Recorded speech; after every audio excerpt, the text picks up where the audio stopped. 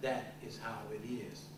So therefore, those people saying he just died or passed away, I shall move on and return to Ayah, because I belong to Ayah. I am not going to be of this earth, and even though this vessel will be in the dirt or they burn me, whatever goes on, who knows. But the thing of the factor is, my spirit shall return to Ayah. I'm a man of Ayah. I'm dealing with the ancient, and this is where I shall return. I shall return home. This is not my home. This is a place in which I'm at to be and to return home. Like that little woman, Dorothy on The Wizard of Oz, where she had to click red heels. We know red is not good. But the thing is, we're the people of blue. And what we're going to do is when we get to connected here, we understand these things. And when you're dealing with this, you're dealing with the fire, the earth, the air, and the water. And in that, we know that there's one lacking, because with this guy in the Tomb of the Dragon Emperor, he controlled those elements as well as the metals. And like I told you, there are certain metals that we shouldn't even deal with, one of them being aluminum, other one being lead. Now, in to deal with these things, I just want to let you know that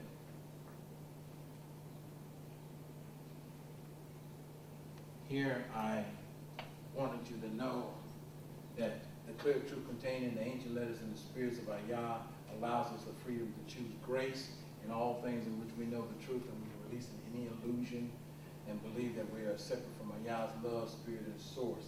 The ancient letters and the spirits of Ayah are one of the most powerful tools available on this planet today, and they can help us to bring our oneness back to our every being and to find us personal or within collective powers to create the realities that we desire and to return to Ayah in the oneness of love and spirit.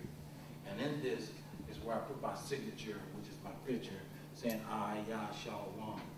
And there in that connection is where I begin to bring us to an essence. Because when we're dealing with this whole entirety of this thing, there is 7 other tribes. And these 7 other tribes are the principal people that belong to Ayah. And in this reality, we know that we are a people.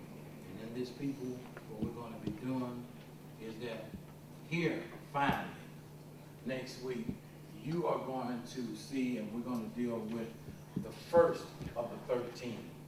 And the first of the 13, which is really 2, we're going to explain what the month is and the astrological connection to the light, if there is some, if there is not.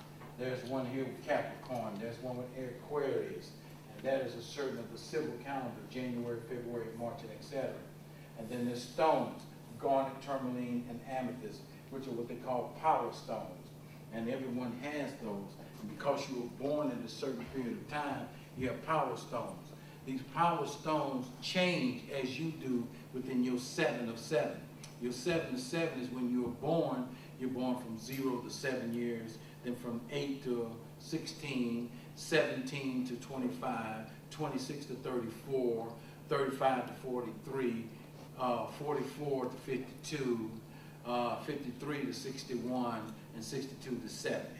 In there would be a structure of your 70s and of your 7s. And when you connected these things, that's where your hand and your spirit changes. So when you're born with a certain reading on your hand, somebody tapes just stopped, that what happens is that you are changing. Just like when you have baby teeth and you have teeth when you're an adult, it begins to change and grow.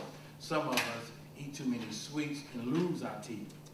So what happened is we have a cause and effect. But what I'm trying to tell you is that in these understanding of these stones, and these stones I've already given to you. So many of you ask me questions, what stones do I get? Look on your sheet of paper, and look on your sheet of paper, and there's 8 stones that you can quest for. 8 stones. And you don't have to early ask me, go out and try to find them. And try to find them the blackest you can get. You know, when I was at one of those fairs you went to, expo, Yes. 2 of the ladies, they were saying you can hold it in your hand. Yes. If you feel a sensation, then you know that's for you or not. Right. They don't matter what you feel, if you feel hot, cold, whatever. It That's helps. how you can tell. It helps. It's like when you're having sex with an individual, you feel good, but that person may not be for you. I like that man, but damn, I can't live with him. You know? A, B, and C.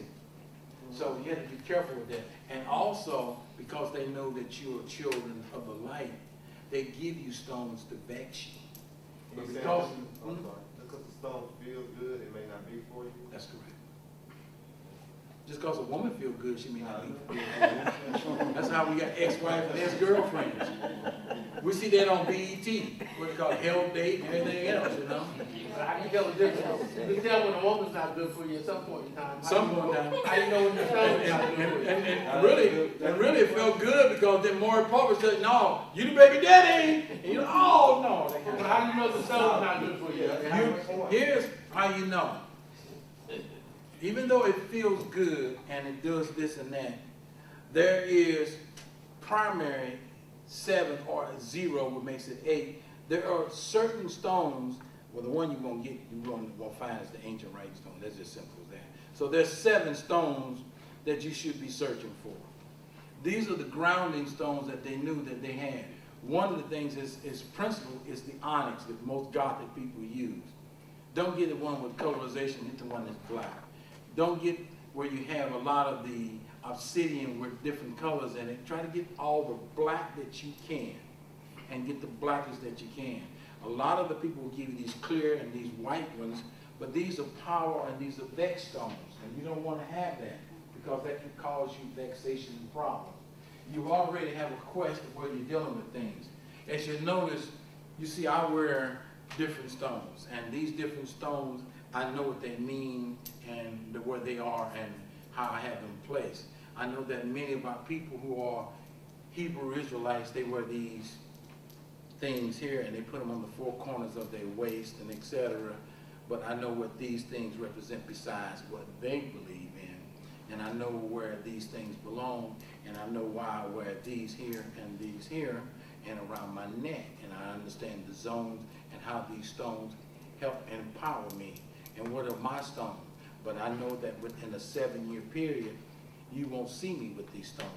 And where I am with this period right now, you won't see me probably within the next 2 years with these stones, because these stones have done what they have done.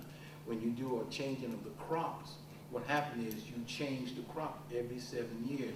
So do you do it with the stones. But your grounding and your birth stones don't change, but your power and your healing stones do. You will have to understand those things. Now, when we get back next week, what we're going to do is we're going to understand according to each one of the letters. And what I'm going to do is show you the 7 principal letters and how they do things. I'm going to show you the tarot. I'm going to show you how the tarot represents when you're dealing with the 1 letter and the 7 principal letters, how they connect to your spirit and your reality. And in your spirit and your reality, these stones are here for a certain reason. So when you're dealing with the ancient writing stone and the obsidian, you look at these other factors and have these symbols, and then you look at this amethyst and you're saying, hey, I have the garnet and this and that. But see, I have a symbol here, and this symbol here represents that this stone is a spectrum of the rainbow colors. So if you have a garnet, it could represent red, yellow, green, blue. You have a tourmaline, it also is a spectrum color stone. But your principal stone and birthstone is black. Cool? Yeah. So Now let's take some questions. when you get rid of the stones after 7 years, how do you get rid of them? That I will explain. The reason for it is because certain stones have to be, they're you. You ever notice in the movies how one of the things for, and this is real, people. This is real. That's why you be careful who you lay with. That includes the sisters too. And the brothers, you know, your magic wand or your magic stick, just be careful where you put your magic, okay? Now the thing is, people take something of yours to cast a spell. And if you see in all the movies, they get a piece, a lock of hair or something. Nails, blood, you see?